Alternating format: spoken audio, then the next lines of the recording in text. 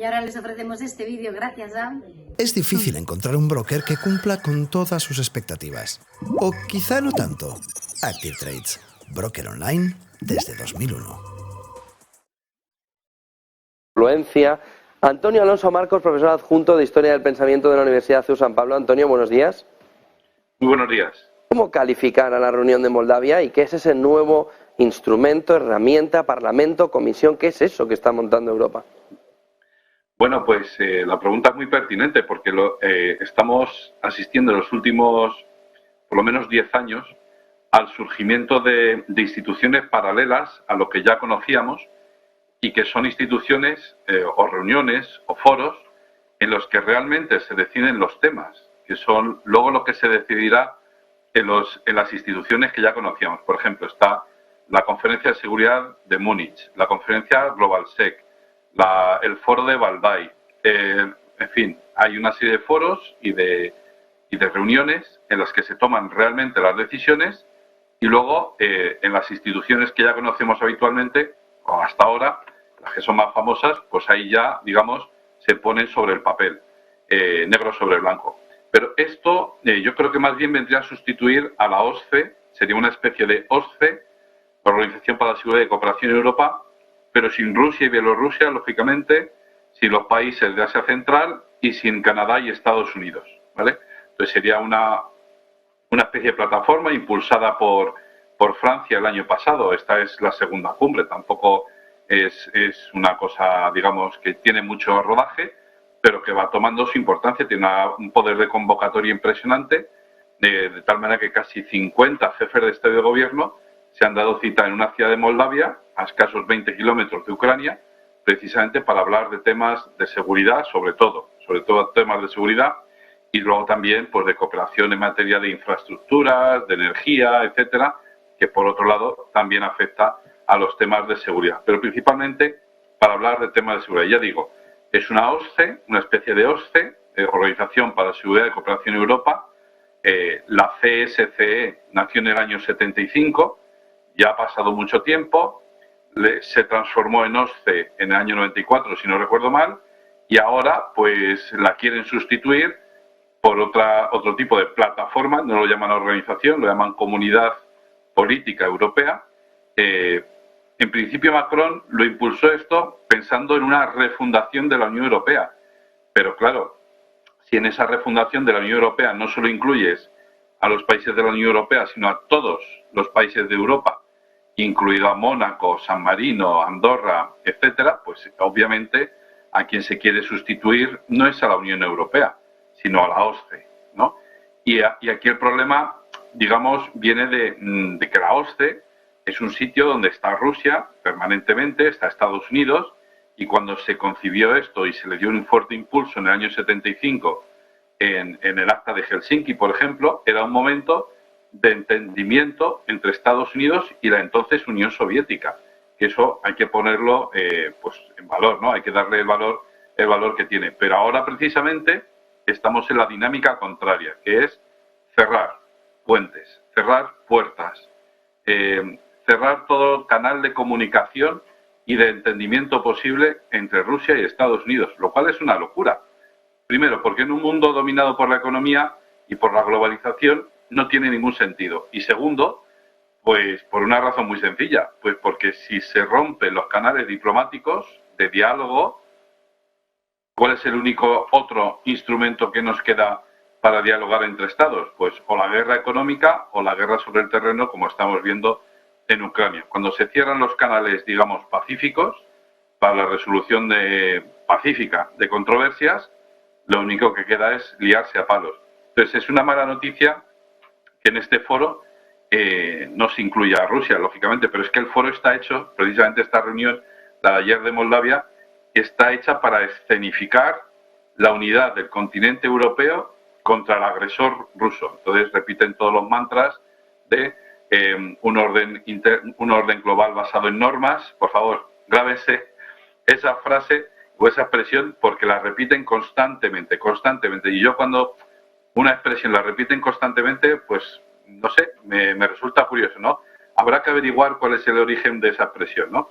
Y luego también esta otra expresión que aparece en el Global Compass, el documento de estrategia de la Unión Europea, que es la agresión no provocada e injusta por parte de Rusia, de unprovoked and unfair aggression from Russia, ¿no? Entonces, esas dos expresiones las utilizaron ayer hasta la saciedad, ¿no? Entonces, es una reunión en la que se escenifica la unidad del continente europeo contra el agresor ruso.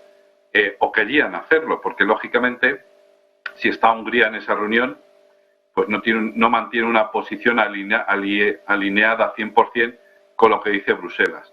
Si está Armenia en esa reunión, que también, pues no mantiene una posición 100% con Bruselas. Turquía, lo mismo. Azerbaiyán, lo mismo, ¿no? Georgia, pues más o menos, pero tampoco 100% con lo que dice, con lo que le pide Bruselas. Sobre todo que ayer Zelensky también estaba en esta reunión, lógicamente.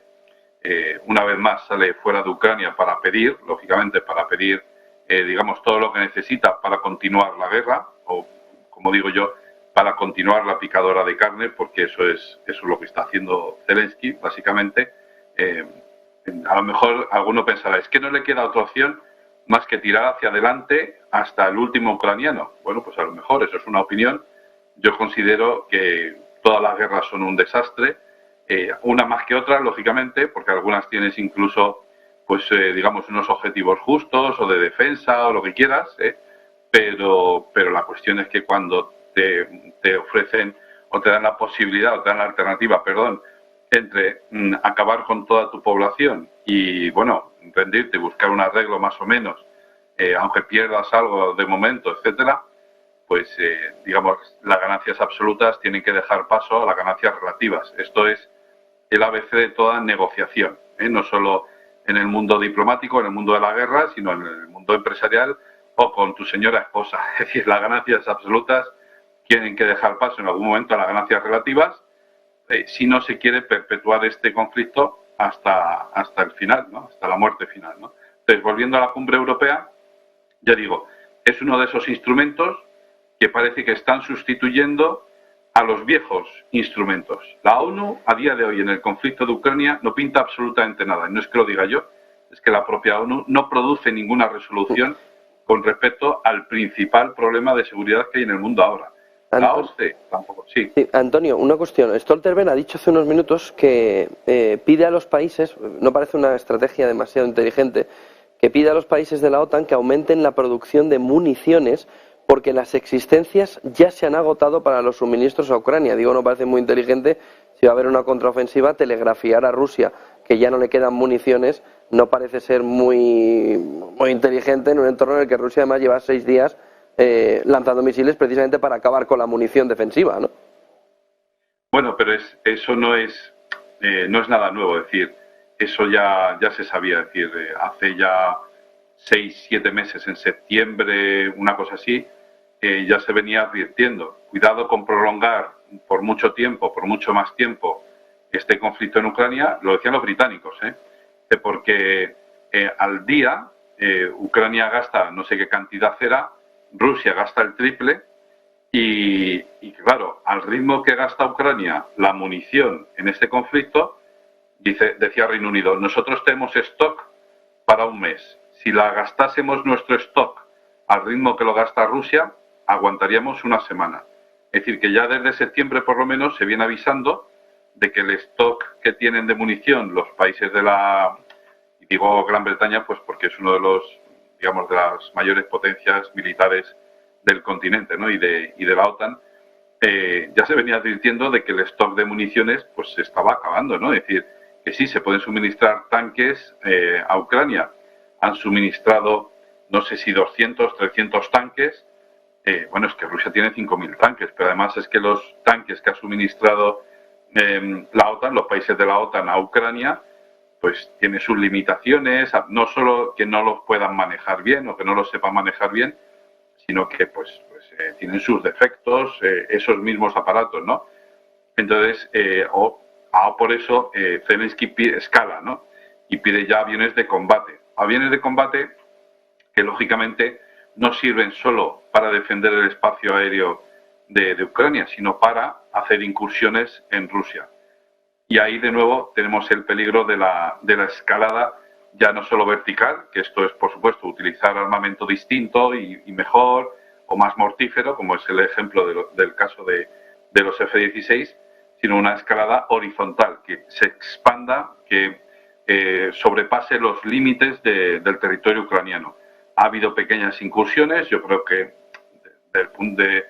en comparación con lo que está sucediendo en Ucrania son bastante anecdóticas, muy limitadas, si se quiere decir así, pero claro, si ya se utilizan F-16 para salir del espacio aéreo ucraniano y hacer incursiones en territorio ruso, no de las repúblicas de Donetsk y Lugansk, no en Crimea, que es territorio considerado por Rusia, ruso por Rusia o ucraniano por Ucrania, sino digo Rusia, es decir, lo que hace 20 años era Rusia, sin ningún tipo de dudas.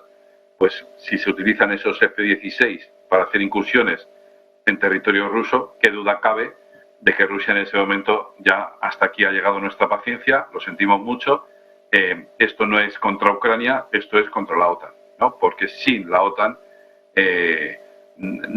Ucrania no se habría atrevido a hacer esto y no habría utilizado esto porque no los tiene. Entonces, Rusia no creo yo, que entenderá que no se puede entender cándidamente que nosotros se los dimos, pero nos prometieron que no los iban a sacar de Ucrania. Bueno, si usted se lo cree, adelante, pero no es creíble que usted diera por bueno ese argumento, ¿no? Entonces, digo, eso es un peligro y se le suministrará, porque la tendencia o la dinámica que se viene utilizando con los tanques, pues es la misma que se está aplicando ahora con los F-16. Primero no te los doy y luego pues ya van cediendo algunos países y luego esos países van convenciendo al resto de países para apoyar esa iniciativa de que se les pase los F-16 a Ucrania. Pues cuidado con eso, porque eso es una escalada vertical de la guerra, del conflicto, pero también es llevará seguramente una escalada horizontal del conflicto, se expandirá más allá de las fronteras ucranianas y eso, para bien o para mal, más bien para muy mal, nos afectará a nosotros de lleno. Cuando digo nosotros es España, no, porque afectará a los países de la OTAN y entonces, por supuesto, habrá que responder, ¿no? Solo una cuestión más. Está China, sobre todo a través de su representante, ¿no? de ese enviado chino a ver las opciones de paz, Li Hui, intentando ver, dice que las partes del conflicto ucraniano enfrentan dificultades en las negociaciones, pero que Beijing está lista para hacerlo y Rusia, Ucrania y los países de la Unión Europea ya le expresaron su deseo de una solución pacífica. ¿Hasta qué punto la mesa de negociación que está intentando impulsar China tiene opciones de salir en el entorno actual? Bueno, yo creo que hay varias mesas de negociación, no solo una iniciativa de diálogo, de negociación para la paz. Está la China, está la Vaticana y seguro que los israelíes también están haciendo algo, los indios puede que también. Si la cuestión es solo una, y es que Ucrania no decide por sí misma. Es decir, si a Ucrania, como dijo Borrell hace poco, si nosotros quisiéramos, la guerra se acabaría hoy. Exactamente es eso. Si los países de la OTAN, incluido Estados Unidos, deciden que la guerra se acaba, la guerra se acaba. Es decir, Ucrania no tiene capacidad de decisión. Cuando te sientas a negociar con alguien que no tiene capacidad de decisión, pues estás perdido, porque tú puedes hablar de las flores, de la miel y de las abejas, pero poco más. O sea, si tú no tienes capacidad de decisión, puedes llegar a muchos acuerdos, pero son acuerdos en falso, porque quien los tiene que ratificar muy probablemente no lo vaya a hacer. Entonces, por lo tanto, esperanzas siempre hay, pero lo único que puede, bueno, no lo único, pero yo creo que lo principal que puede hacer cambiar de opinión a Ucrania para acceder a esas ganancias relativas que estábamos hablando antes, es verse entre la espada y la pared y decir, mira, es que más allá de esto no vamos a conseguir y por lo tanto no merece la pena seguir invirtiendo dinero, sufrimiento, hombres, etcétera, en esta guerra, ¿no? Es lo que se llama el punto álgido del conflicto, ¿no? En lo que la teoría de los conflictos se llama el ciclo vital de los conflictos, está ese punto álgido del conflicto en el cual al menos una de las dos partes llega al convencimiento de que es inútil seguir echando hombres y dinero y armas en ese conflicto. Y por lo tanto, eso es lo único que va a convencer a Ucrania de seguir adelante. El resto, la iniciativa china, eso a Ucrania le da igual, insisto, porque no tiene capacidad de decisión. A lo mejor, si lo ponemos sobre la mesa, está muy bien, es muy racional todo lo que dice China, es muy aceptable y tal, pero es que Ucrania no tiene capacidad de decisión. Y a quien hay que convencer es a los americanos. En cuanto los americanos digan, ok, está todo resuelto. Entonces, China está apuntando, si está queriendo sentar a negociar a Rusia y a Ucrania, está apuntando mal. O mejor dicho, habría que incluir en esas negociaciones físicamente a americanos, porque si no, son negociaciones inútiles. Pueden acordar lo que sea el Vaticano, imaginemos, ¿no? El Vaticano, pues con este mediador y con este otro, llevan correos de un sitio para otro, se van trasladando mensajes, es inútil, porque en la misma mesa hay que sentar a rusos y ucranianos, que lo hacen desde el principio del conflicto, lo vienen haciendo, pero además hay que incluir a los americanos, porque si no, ya digo, es hablar por hablar, Muchísimas gracias por toda esa fotografía, Antonio Alonso Marcos, profesor adjunto de Historia del Pensamiento de la Universidad de San Pablo. Buen día y buenas clases. Bueno, ya no, ya están los niños de exámenes, buenos exámenes. Sí, así que ahora a corregir. Buen fin de semana, Antonio. Buen fin de semana. 10 de la mañana, en una fotografía de mercado alcista, IBEX 30.